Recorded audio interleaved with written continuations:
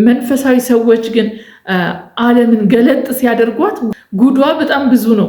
ሽቷ በጣም የሚከረፋ ነው። ምንም አይነት መዓዛ የላትም። ጠረኗ አደገኛ ነው እና ይህንን እየተረዳን መሄድ ግን ከመንፈሳዊ ሰዎች ይጠበቃል ማለት ነው። በዚህ ምክንያት መንፈሳዊ ዓለምና መንፈሳዊ ሰው ጥል ናቸው ማለት ነው።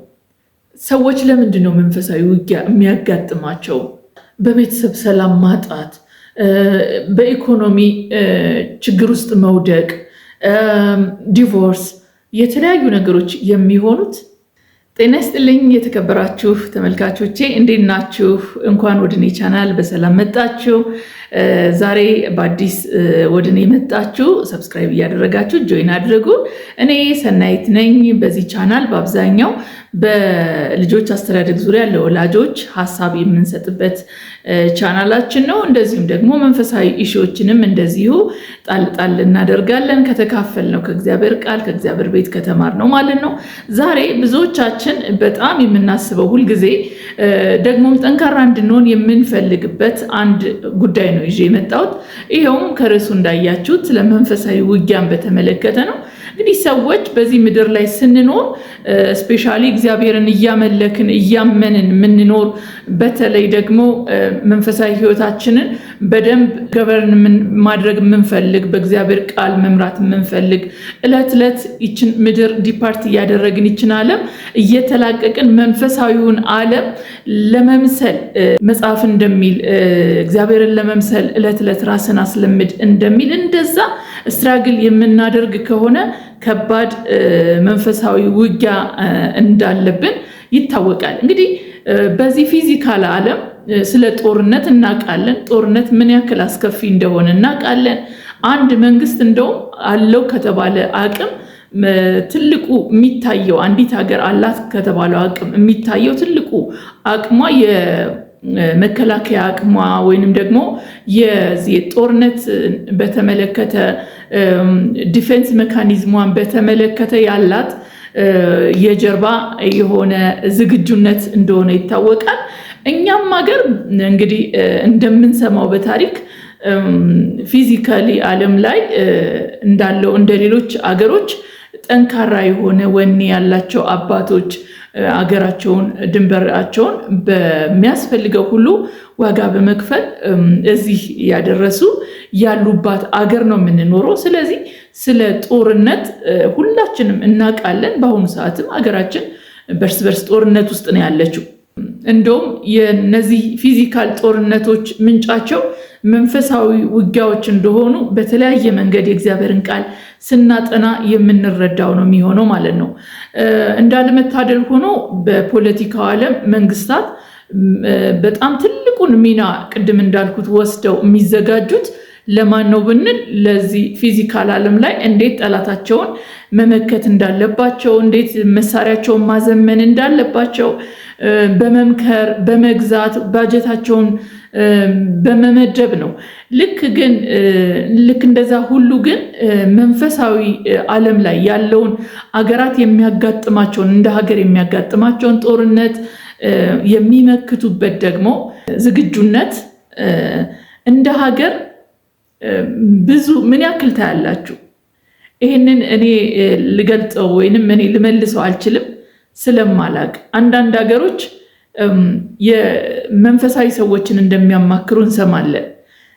ጦርነትን ሊመሩ ሲሉ መንፈሳዊ ሰዎችን ያማክሩ ነበረ። በመጽሐፍ ቅዱስ እነ ዳዊት እግዚአብሔርን እያማከሩ ይወጡ እንደነበረ እናውቃለን። ነገር ግን ይህች ዓለም የምትመራው ፊዚካል በሆነ ነገር ስለሆነ በአብዛኛው መንፈሳዊ ነገር ላይ ፎከስ አድርጎ የሚመራ መሪ ከሌለ ምናልባት ይህን ነገር ሊስተው ይችላል ብዬ አስባለሁ።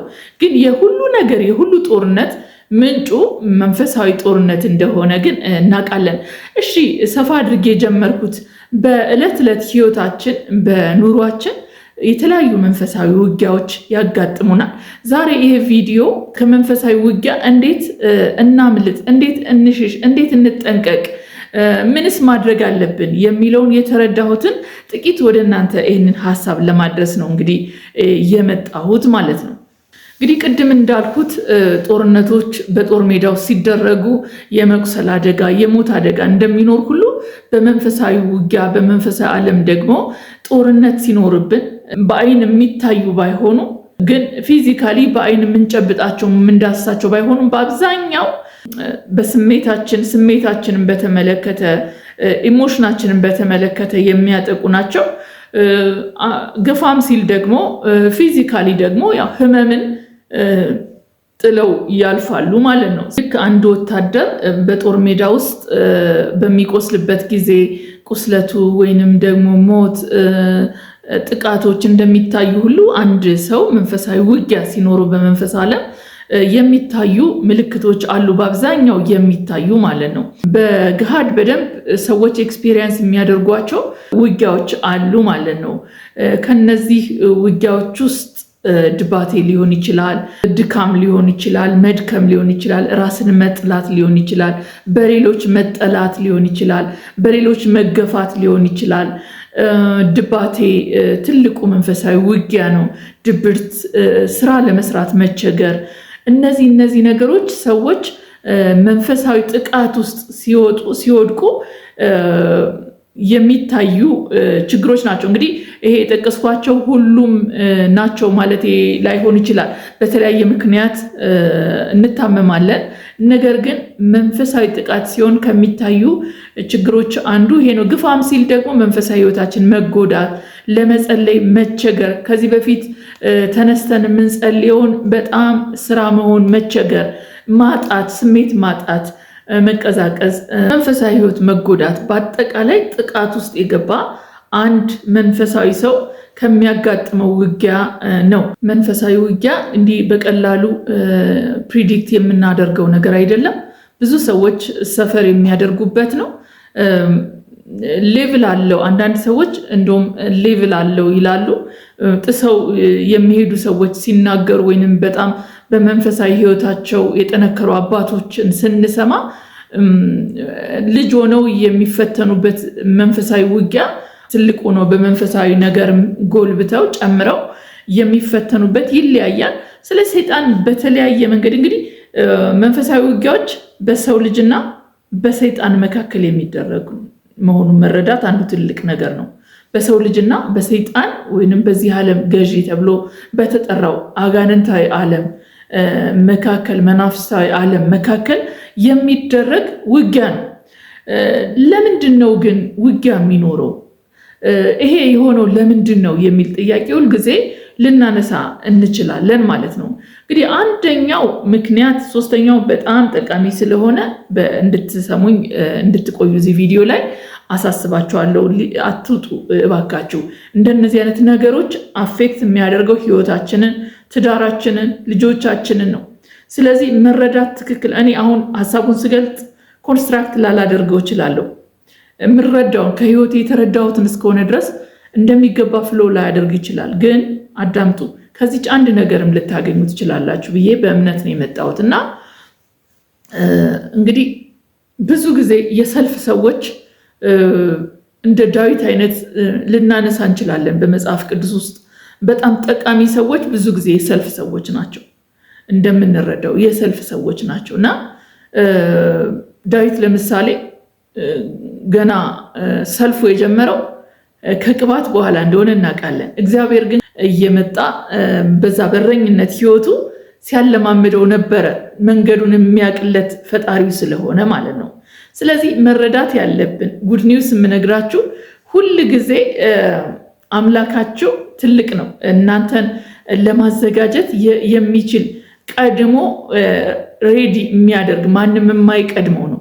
በዳዊት ህይወት ውስጥ እግዚአብሔር ቀድሞ ስለነበረ ነው ያ ሁሉ ጠላት ሲሰለፍበት ያላጠቃው ማለት ነው። እና ከቅባት በኋላ የመጣውን ቻሌንጅ እናውቃለን። ዳዊት በማያውቅበት ሁኔታ እንዴት በነሳኦል ይፈተን እንደነበረ፣ በተለያየ ምክንያት እንዴት ይሰደድ እንደነበረ፣ ዘመኑን በሙሉ በስደትና በችግር በሰልፍ እንዳሳለፈ እንረዳለን ማለት ነው። ስለዚህ መንፈሳዊ ውጊያ እንግዲህ የተለያየ መልክ አለው። ዛሬ ደግሞ እኛ ውጊያችን መጽሐፍ ቅዱስ እንደሚል ከሰው ጋር አይደለም፣ ግን በሰዎች ነው። ብዙ ጊዜ በዚህ ፊዚካል ዓለም ሰዎችን ተጠቅሞ ነው ሰይጣን እኛን አታክ ከሚያደርግበት መንገድ አንዱ ማለት ነው እንጂ ሁልጊዜ ግን መረዳት ያለብን የእግዚአብሔር ቃልም እንደሚነግረን ውጊያችሁ ከደምና ከስጋ ጋር ሊሆን እንደማይገባ መጽሐፍ ቅዱስ በኤፌሶን መጽሐፍ ላይ በደንብ ነግሮናል። ስለ መንፈሳዊ ውጊያ ምን ማድረግ እንዳለብን ማለት ነው። ስለዚህ ይሄንን ካልኳችሁ ለምንድን ነው ሰዎች የሚፈተኑት? ለምንድን ነው ውጊያ ያለብን? እንግዲህ የመጀመሪያው ዋናው ሰው በመሆናችን ነው። ሰው በመሆናችን ውጊያ ያለብን። መጽሐፍ ቅዱስ ዘፍጥረት መጽሐፍ ላይ ሰው በመሆናችን እንፈተናለን። መጽሐፍ ቅዱስ ዘፍጥረት 3 ላይ ከቁጥር 15 ጀምሮ ምን ይላል? በአንተና በሴቲቱ መካከል በዘርህና በዘሯ መካከል ጠላትነትን አደርጋለሁ። እርሱ ራስን ይቀጠቅጣል፣ አንተም ሰኮናውን ትቀጠቅጣለህ። ጠላትነትን አደርጋለሁ። የመጀመሪያው መርሳት የሌለብን እኛ ከሌሎች የምንለይበት ሌላ ነገር ኖሮ ሳይሆን ሰው በመሆናችን ከማን ጋር? ከእግዚአብሔር ጋር ወዳጆች ነን፣ ልጆች ነን። ከሰይጣን ጋር ደግሞ ጠላት ነን። በዚህ ምክንያት መንፈሳዊ ውጊያዎች ያጋጥሙናል። በዚህ ምድር ለምን የማንላቸው ውጊያዎች፣ ለምን የማንላቸው ቻሌንጆች፣ ችግሮች የሚመጡበት ትልቁ ነገር ይሄ ነው። ሰይጣን ሁልጊዜ ሰዎችን ይጠላል። ለምንድን ነው ቢባል ደግሞ ያው አንድ ጊዜ ከእግዚአብሔር ጋር ጠላትነትን ስላደረገ እግዚአብሔር ደግሞ ሰዎችን ሁሉ ከራሱ ጋር ለማስታረቅ ልጁን በላከበት ነገር ስለተበቀለው እና ግዞት የነበረውን በአዳም ምክንያት የነበረውን ግዞት ጨለማ እንደገና የመቤዠትን ነገር ለሰው ልጅ ስላደረገ በዚህ ምክንያት ሰውን አታክ ማድረግ ይፈልጋል። እግዚአብሔር የማይደረስበት አምላክ ስለሆነ እሱም ባያገኝ፣ ነገር ግን ሰውን በተለያየ መንገድ ሊዋጋው ይፈልጋል ማለት ነው። ይህንን መረዳት ትልቁ ነገር ነው። መዋጋቱ በዚህ ምድር ላይ በስጋ የሰው ልጅ እስከተመላለሰ ድረስ መዋጋቱ ሁልጊዜ ይቀጥላል ማለት ነው። እንግዲህ የእግዚአብሔርን ቃል የሚነግረን ይሄ ነው። ይሄ ቅድም እንዳልኩት ሰው በመሆናችን የሚመጣ ትልቁ ቻሌንጅ ነው። ስለዚህ አንደኛው ይህንን መረዳት ወሳኝ ነው ማለት ነው። ሁለተኛው ለምንድን ነው የምንፈተነው? ለምንድን ነው መንፈሳዊ ውጊያ ያለብን ስንል ብዙ ጊዜ በራሳችን ሀሳብ ስንጠመድ፣ በራሳችን ሀሳብ ስንፈተን ውጊያ ውስጥ ልንገባ እንችላለን ማለት ነው። በእንደዚህ አይነት ምክንያት መንፈሳዊ ውጊያ ጦርነት ውስጥ ልንወድቅ እንችላለን ማለት ነው። ሌላው ሁለተኛው ሀሳብ ይሄ ነው ማለት ነው። ያለ እግዚአብሔር ፈቃድ ህይወቱን የሚያስገዛ ሰው፣ ያለ እግዚአብሔር ፈቃድ የሚወጣ የሚገባ ሰው ምናልባት መንፈሳዊ ውጊያው ጠንከር ሊልበት ከሚችልበት ምክንያት አንዱ ሊሆን ይችላል። ሌላው ምኞት፣ ከንቱ ምኞት፣ መጎምጀት፣ እነዚህ ነገሮች ውጊያ ውስጥ ሊከቱን ይችላሉ ማለት ነው። አላስፈላጊ ነገር ውስጥ ቅርቃር ውስጥ ሊከቱን ይችላሉ ማለት ነው። እነዚህ ነገሮች ምናልባት ምኞት ስል እቅድና ምኞት ይለያያል። እንደ ሰው እናቅዳለን፣ ግን መመኘት ግን ከእግዚአብሔር ሀሳብ ውጪ እርምጃ ልንወስድ የምንችልባቸው ነገሮችን ሊያመጣ ይችላል። ስለዚህ በዚህ ምክንያት ውጊያ ውስጥ ልንወድቅ እንችላለን ማለት ነው። ሶስተኛውና በጣም ዋናው ሁልጊዜ የምንፈተንበት ውጊያ ውስጥ የምንገባበት ትልቁ ምክንያት መንፈሳዊ ሰው በመሆናችን እንፈተናለን፣ ውጊያ ውስጥ እንገባለን ማለት ነው። እዚህ ጋር በጣም ቆም ብዬ መናገር እፈልጋለሁ። ሰዎች መንፈሳዊ ሕይወት ውስጥ ጠልቀው በገቡ ቁጥር ትልልቅ ውጊያዎች ያጋጥሟቸዋል ማለት ነው። ከትንንሽ እስከ ትልልቅ ነገሮች ያጋጥሟቸዋል። ይሄ በጣም ማወቅ መረዳት ያለብን ማለት ነው። እና አንዳንድ ሰዎች ስፍራ የሚለቁ መጸለይ የማይፈልጉ በዚህ ምክንያት ነው። ብዙ ጊዜ እኔ በቃ ጠንከር ስል በጣም መከራው ይመጣል፣ ስለዚህ ቢቀርብኝ ይላሉ። ይሄ በጣም አደገኛ ነገር ነው። ገፍቶ መውረስ ይቻላል። ደግሞ ጉልበቱም ኃይሉም ጸጋውም ያለው ከአምላካችሁ ስለሆነ ማለት ነው። ስለዚህ መንፈሳዊ ሰዎች ስንሆን በጣም ውጊያው ይጠነክራል ማለት ነው። ብዙ ጊዜ በመንፈስ ተረድተን የጠላትን አሰራር ስለምናፈርስ፣ ሚስጥሩን ስለምንገልጥበት፣ ሐሳቡን ስለምንረዳ፣ የእግዚአብሔር ቃል ሐሳቡን አንስተውም ተብሎ ስለተጻፈ ስለማንስተው፣ መንፈሳዊ ሰው ስለማይስት፣ በደንብ አልሞ ስለሚመታው ማለት ነው። ልክ ዳዊት ጎልያድን ልክ ጠጠሩን አልሞ ወርውሮ እንዳገኘው ሁሉ እንደዛ ውጊያችን ብርቱ ስለሆነ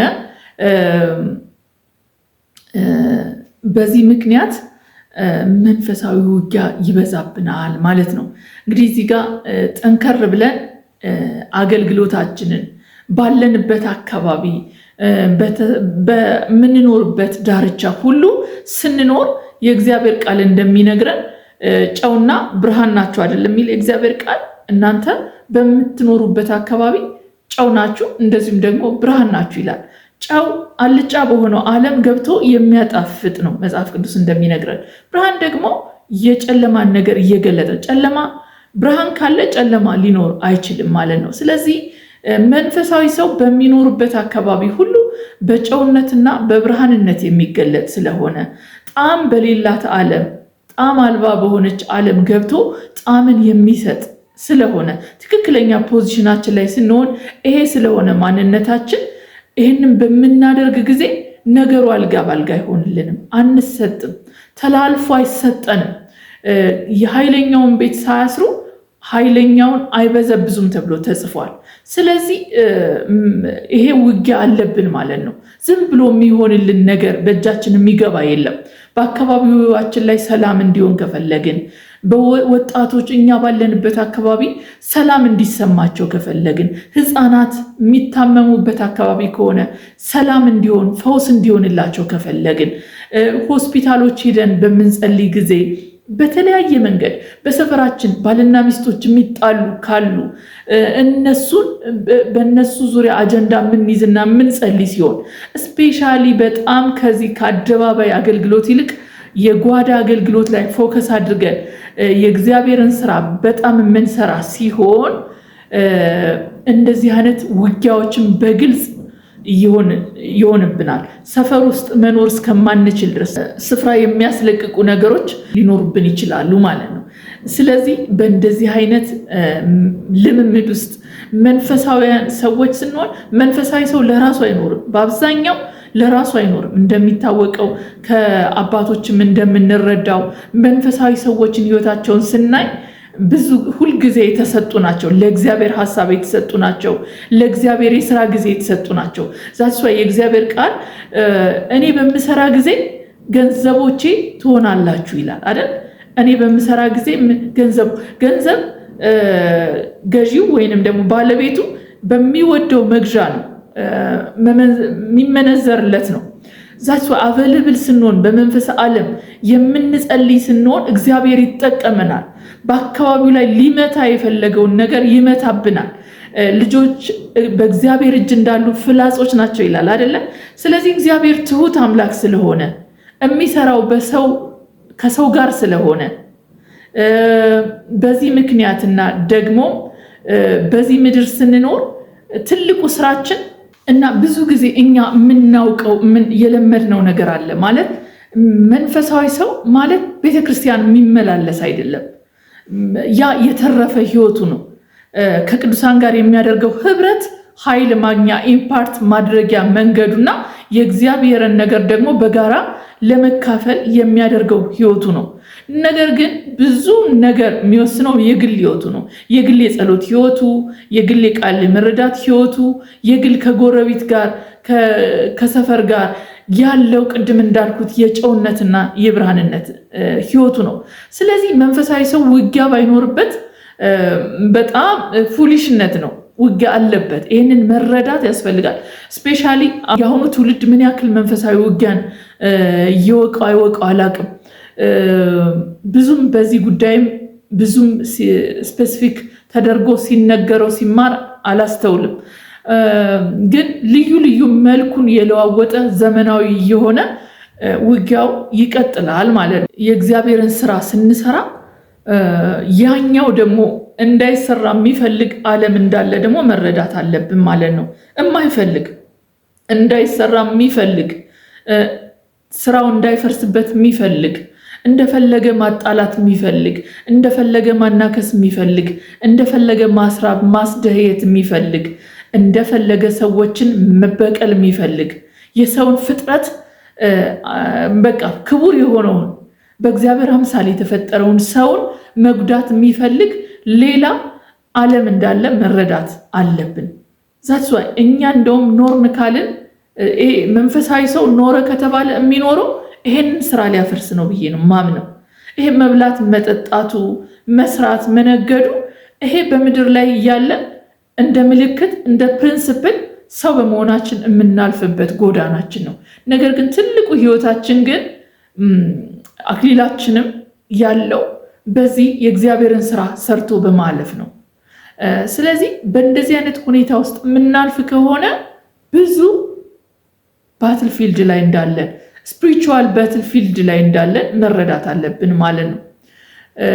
እንደው በጣም ቅድም እንዳልኩት በምድር ላይ መንግስታት መከላከያቸውን ያጠብቃሉ፣ ወታደር የማንፓወራቸውን ያጠብቃሉ፣ እንደዚሁም ደግሞ መሳሪያቸውን እንደዚሁ ያስተካክላሉ። ግን ምን ያክል መንፈሳዊ ሰዎችን መንፈሳዊ ውጊያ ላይ እንደ ሀገር ምን ያክል ያስባሉ?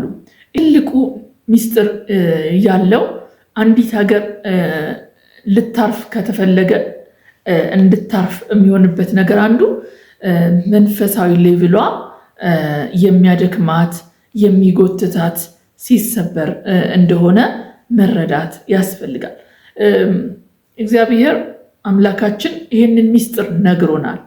ስለዚህ ነገር ግን ሰው በዚህ ነገር ላይ አንድ ሆኖ እንዳይሰራ የተለያየ ቋንቋ መደበላለቅ አለ። በዚህ ምክንያት ዋጋ እየከፈልናለን፣ እየተራብናለን፣ እየደህየናለን።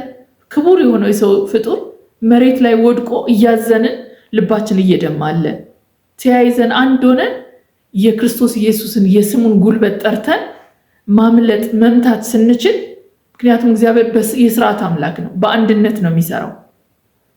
እንደ ጋራ ስንሰራ እንደ ቤተ ክርስቲያን ስንሰራ አንድ ሆነን እንድንሰራ ያስፈልጋል። ግን በተለያየ አጀንዳ ተይዘናለን እና በዚህ ምክንያት ውጊያው በርትቶብናል። ይሄ ዘመን እንደውም በጣም የውጊያ ዘመን የሰልፍ ዘመን ነው። በብዙ ነገር እንፈተናለን እና ይህንን መረዳት በጣም ጠቃሚ ነው ማለት ነው። ሰው መንፈሳዊ ውጊያ ውስጥ መንፈሳዊ ውጊያ እንዳለበት፣ አገር መንፈሳዊ ውጊያ እንዳለባት መረዳት ያስፈልጋል ማለት ነው። ሶስተኛው ቅድም ስጠቅስ መንፈሳዊ ሰው በመሆናችን ብዬ ነበረ። መንፈሳዊ ሰው በመሆናችን የመንፈስን አሰራር ስለምናፈርስበት በዚህ ምክንያት ውጊያ አለብን ብዬ ነበር። ሌላው ከዓለም ዲፓርት እያደረግን ስለምንሄድ ዲፓርት እያደረገ እየተዋት ስለሚሄድ ዓለምን አትፈልጊኝ እያላት ስለሚሄድ ውጊያ አለበት። ስለሚጠላት ትጠላዋለች። ስለዚህ በዚህ ምክንያት መንፈሳዊ ሰው ውጊያ አለበት። ሮሜ 12 ከ1 እስከ 3 እስኪ ላንብበው። እንግዲህ ወንድሞች ሆይ ሰውነታችሁን እግዚአብሔርን ደስ የሚያሰኝና ሕያው ቅዱስ መስዋዕት አድርጋችሁ ታቀርቡ ዘንድ በእግዚአብሔር ርኅራኄ እለምናችኋለሁ። እርሱም ለአእምሮ የሚመች አገልግሎታችሁ ነው። የእግዚአብሔር ፈቃድ እርሱም በጎና ደስ የሚያሰኝ ፍጹምም የሆነውን ነገር ምን እንደሆነ ፈትናችሁ ታውቁ ዘንድ በልባችሁ መታደስ ተለወጡ እንጂ ይህን ዓለም አትምሰሉ። መንፈሳዊ ሰው ትልቁ ሚስጥር ያለው በልብ በመታደስ ነው የሚኖረው። ኢነርጂው ምንድን ነው ብትሉ የልብ መታደስ ነው። በዚህ የሚታይ ዓለም ብዙ የሚታይ ነገር አላት። በዚህ ዘመን ስፔሻሊ ሶሻል ሚዲያው የሚያቀርብልን አይነት በአይነት ብፌ አላት። ግን መንፈሳዊ ሰው ግን ይህንን ነገር በመንፈሱ ዲዘርን አድርጎ በራሱ በግሉ በመወሰን ዕለት ዕለት ስጋውን በመጎሸም በማድረቅ የሚኖረው ህይወት ነው። ስለዚህ ይህንን ህይወት እየተለማመደ ሲሄድ ፕሪሺየስ የሆነው የእግዚአብሔር መልክ በሱ ላይ እየተገለጠ መሄዱ አይቀርም። በአንድም በሌላም በመንፈስ ዓለም ውስጥ ይታወቃል ይሄ ሰው። ስለዚህ በዚህ ምክንያት ውጊያ ያለበት የሚጠላው ሪጀክት የሚያደርገው ነገር እየበዛ ይሄዳል። ዓለምተኞች ሪጀክት ያደርጉታል።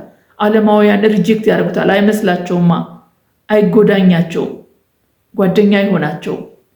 እንደዚሁም ትልቁ የሰው ልጅ ጠላቱ አጋንንት ሪጀክት ያደርገዋል።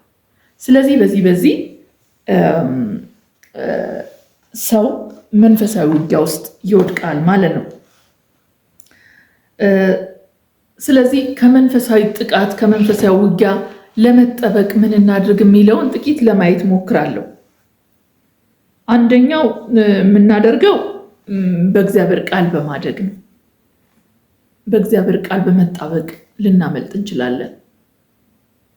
ዕለት ዕለት የእግዚአብሔርን ቃል በማጥናት ዕለት ዕለት ወደ እግዚአብሔር ቃል በመሳብ በስትራግል ውስጥ ቃሉ እንዳናነብ ብዙ በአእምሯችን የሚመጡ የኑሮ ነገሮች አሉ የሚያጋጥሙ። ግን በቃ ስቲክ አድርገን በቃ ኖ በማለት በመወሰን ዕለት ዕለት በማደግ የእግዚአብሔርን ቃል እንዳንሞላ ነው ውጊያው። ስንሞላ ዲሲቭ አንሆንም። ስንሞላ ምን ማድረግ እንዳለብን እየተረዳን እንሄዳለን። በእግዚአብሔር ቃል እውነት ራሳችንን ዲፋይን እያደረግን እግዚአብሔር ቃል ያለንን እየሆነ እንሄዳለን ማለት ነው።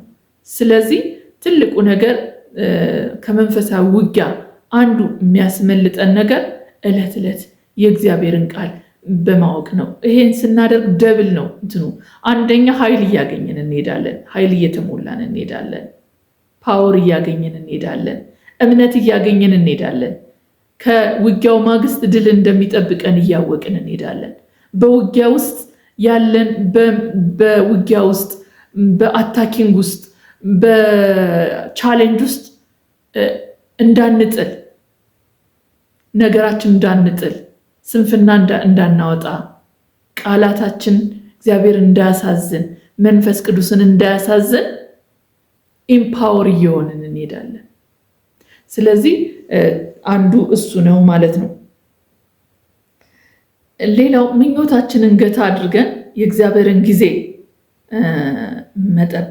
በመጠበቅ ከውጊያ ልናመልጥ እንችላለን። የእግዚአብሔር ቃል ሲናገር እግዚአብሔር በክፉ ማንንም አይፈትንም፣ ነገር ግን ሰው በራሱ ሀሳብና ምኞት ሲታለልና ሲሳብ ይፈተናል ይላል። በክፉ ይፈተናል ይላል እና አንዳንድ ጊዜ እነዚህ ነገሮች ክፉ ቻሌንጅ ውስጥ እንዳንወድቅ፣ መንፈሳዊ ውጊያ ተላልፈን እንዳንሰጥ ሊያደርጉን ይችላሉ ማለት ነው። በመቀመጥ የእግዚአብሔርን ጊዜ በመጠበቅ ዋጋ እንዳንከፍል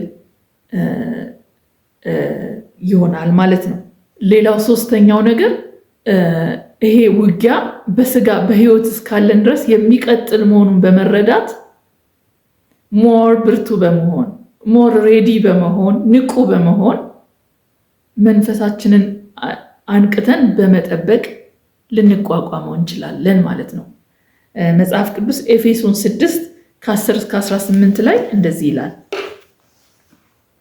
በቀረውስ በጌታና በኃይሉ ችሎት የበረታችሁ ሁኑ፣ የዲያብሎስን ሽንገላ ትቃወሙ ዘንድ እንዲቻላችሁ የእግዚአብሔርን ዕቃ ጦር ሁሉ ልበሱ።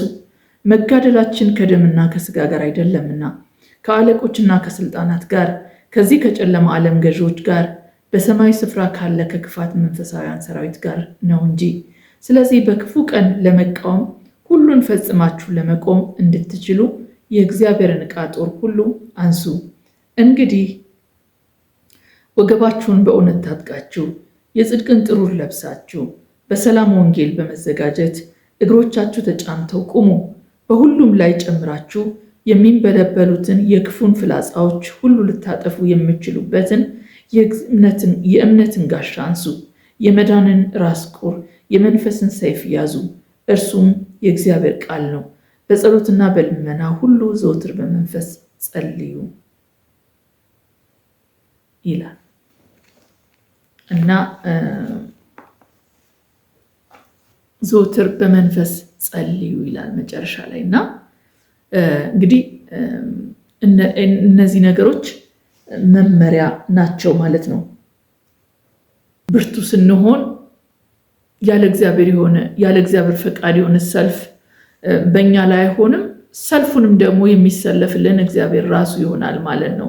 ሁልጊዜም ቢሆን ለመንፈሳዊ ሰው ሰልፉን የሚሰለፍለት እግዚአብሔር ካልሆነ አይችልም። እሱ ግን እንደ ሰው የሆነውን ነገር ነው ቅድምም ጀምሬ ስነግራችሁ የነበረው ማለት ነው። እንደ ሰው በምን መንገድ ልንዘጋጅ ልንነቃ ያስፈልጋል የሚለውን ነው። በአጠቃላይ ግን መንፈሳዊ ውጊያ በዚህ ምድር ስንኖር ካሉብን ቻሌንጆች እንደ ሀገርም አንዱ ነው። ብዙ በሀገራችንም ብዙ ሪቹዋልስ አሉ። የሪቹዋልስ እንደውም የምናማክራቸው ብዙ በየከልቸራችን አሉ። እንዳለመታደል ሆኖ ግን እግዚአብሔር ምን ይላል የሚል እስኪ ከእግዚአብሔር እንስማ የሚል ግን ሰምቼ አላውቅም የሚል መሪ እንዳለ ወይንም ደግሞ በዚህ ዙሪያ ክሪቲካሊ እንደ ካልቸርም አይደለም ዓለም በአጠቃላይ በመንፈሳዊ ዓለም አትመራም። ግን እግዚአብሔር ግን በዚህ ምድር ስንኖር የሰጠን ራሱን ነው አምላክ እንዲሆነ ህዝብ እንድንሆነው ነው። እናም ወደ እውነት ጠጋ እያለን ይህንን ነገር ብንረዳ ብዙ ነገሮች እናውቃለን፣ እንገነዘባለን። ስለ መንፈሳዊ ውጊያ ከኔ በላይ ብዙ ሰዎች ኤክስፔሪየንስ አላችሁ ብዬ አስባለሁ። እንደ እግዚአብሔር ቃል ያ ውጊያ የሆነውን የምንረዳበትም የራሱ መንፈሳዊ ጥበብ አለ። ያንንም እንደዚሁ ስንጠነክር የእግዚአብሔር ምስጢር መንፈሳዊ ምስጢር ሲገባን የሚገባን ነገር ነው። ሆኖም ግን ዛሬ በዚህ ጉዳይ መነጋገራችን ትንሽ ፍንጭ እንደሚሰጣችሁ ተስፋ አደርጋለሁ። የሰልፍ ሰዎች ከሆናችሁ የውጊያ ሰዎች ከሆናችሁ እርግጠኛ ነኝ ይህን ቪዲዮ ክሊክ አድርጋችሁ ከፍታችሁ ይህንን ሁሉ አይታችኋል። ስለዚህ በዚህ ቪዲዮ ጥቂትም ቢሆን እንደተባረካችሁ እንደጠቀማችሁ አልጠራጠርም። በምትኖሩበት አካባቢ እናንተ ጨው ናችሁ፣ እናንተ ብርሃን ናችሁ። ብርሃን ባለበት ማንም የብርሃንነት ስራችንን የጨውነት ሚናችንን እየተወጣን ስንኖር ጠላት ዲያብሎስ ዝም ብሎ እጁን አጣጥፎ አያይንም። እየበዘበዝ ነው። ጤና አፌክት ሲያደርግ ጤናን አፌክት አታደርግም ብለን በኢየሱስ ክርስቶስ የስም ኃይል ስንገለጥበት በእግዚአብሔር እውነት ስንገለጥበት ዝም አይለንም። እመኑኝ ዝም አይለንም። የሰልፍ ሰዎች እንሆናለን። ስለዚህ በርቱ፣ ባያላችሁበት ጠንክሩ። ልጆቻችሁን በእንደዚህ አይነት ሁኔታ ሼር እያደረጋችሁ በዚህ ምድር ሲኖሩ እንዴት ባለ ጥበብ ከእግዚአብሔር ቃል እንዴት መረዳት እንዳለባቸው እያስገነዘባችሁ አሳድጉ፣ ቅረጿቸው ላለው። ምክንያቱም እቺ ምድር ሁሉ ነገር ያላት ነገር ግን ምስኪን ዓለም ነው የምንኖረው። በቃ በጣም በሚያሳዝን ሁኔታ የሚሰሙ ነገሮች ሁሉ በቃ ዓለም ምን ያክል ፉሊሽ እንደሆነች የሚያሳይ ነው። ሰሞኑን አንድ ዜና ሰማሁኝ። እሱም በዓለም ላይ ያሉ ሀብታሞች ስፔሻሊ አሜሪካ ይመስለኛል፣ አሜሪካ፣ ፈረንሳይ እና በቁጥር 500 የሚሆኑ ሀብታም የዓለማችን ሀብታሞች ሲሞቱ የሚቀመጡበት ብለው ታንከር አዘጋጅተዋል። እና ያ ታንከር ስራው ምንድን ነው? ልክ ሲሞቱ ደማቸውን በሙሉ ተመጦ ሌላ እንትን የሚያደርግ ይሄ የሚቋቋም ነገሮችን ረጅም ዓመት እንዲሄድ የሚያደርግ የማይበሰብስና ወደ 500 ዓመት ይሄ አስከሬናቸው ቁጭ ብሎ ምናልባት የሞት መድኃኒት ከተገኘ ሪከቨር እንድናደርግ መኖር ምን ያክል መኖር ያጓጓል። ግን መኖር ኦ ማይ ጋድ እግዚአብሔርን ስናቅ እግዚአብሔርን ያወቀ ሰው ጳውሎስ እንደሚለው ምንድን ነው ያለው? ሄጄ ከክርስቶስ ጋር መሆንን መርጣለሁ አይደለም የሚለው? እሱ ነው የሚያጓጓ አይደል? ግን ዓለም ምን ያክል ፉሊሽ እንደሆነች የምንረዳው ገንዘብ ያላቸው ሰዎች በገንዘባቸው አምላካቸው እንደሆነ ገንዘባቸው ሁሉን ነገር ይገዛልናል ብለው ስለሚያምኑ ነው። የሞት መድኃኒት ከተገኘ ብለው እስከ 500 ዓመት ታንከራቸው ውስጥ ቁጭ ብለው ከዛ ይሄ ትውልድ ሌላ ትውልድ መጥቶ የሞት መድኃኒትን ካገኘ እኛ ሰርቫይቭ እንድናደርግ እንደገና እንድንነቃ አስገራሚ ነው። ዓለም ይህን ያክል ምስኪን ነች፣ ምኗም አያጓጓ።